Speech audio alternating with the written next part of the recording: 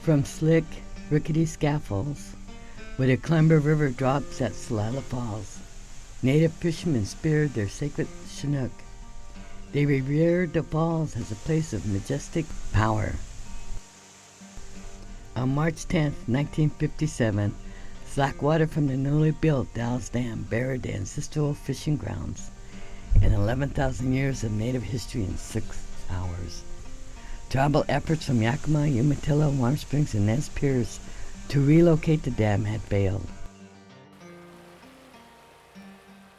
Willie Frank Sr. stood on the banks of the Nisqually River that defined his life. Born 10 years before statehood, Frank could tell you stories about salmon in the old days. Oh, yeah, the river was just full of fish. All these creeks were full of fish. Yellum Creek, Muck Creek. Yeah, several other creeks on up to toward the La Grande. Oh, there've been a lot of changes, yeah. I've lived all, took in all the changes. Yeah, like I was a little boy, at home. And my grandmother used to dry the fish, in the smokehouse. Then when the fish got dried, it was just hard as a board. Real hard. That's the way the Indians dried their fish. The 1960s brought endangered salmon runs and a statewide crackdown on Indian fishing. State officials watched and waited from across the riverbanks for natives to set their nets.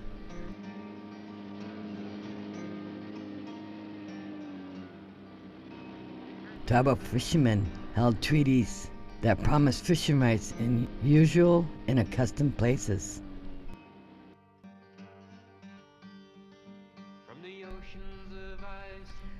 The battle escalated in sometimes violent skirmishes on Frank's doorstep, a nerve center known as Frank's Landing and on the Puyallup River. The fight's just begun and will last for as long as the rivers run, as long as the rivers run.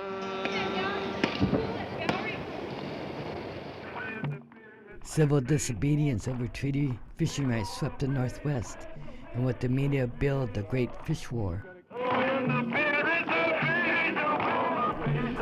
Janet McLeod, my mother, helped found the Survival of the American Indian Associations, an activist group determined to preserve our treaty rights, our livelihood, and our way of life.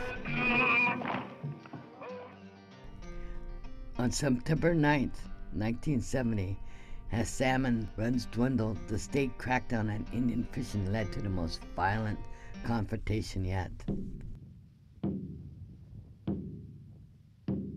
Behind the trespassing signs on the Puyallup River, tear gas spread across the Indian encampment. A firebomb lit a railroad bridge on fire. State and local authorities handcuffed Puyallup Indians and their sympathizers.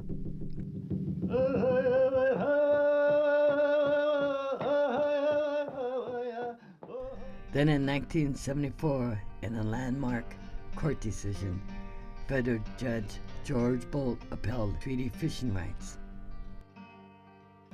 East of the mountains, the tide also turned. The federal government in 2003 funded the rehabilitation of a Celilo Indian village. Today, a new longhouse stands as the first sign of restoring a lost heritage. You can't stop God's way, the Creator's way. He created the falls. He wants it back.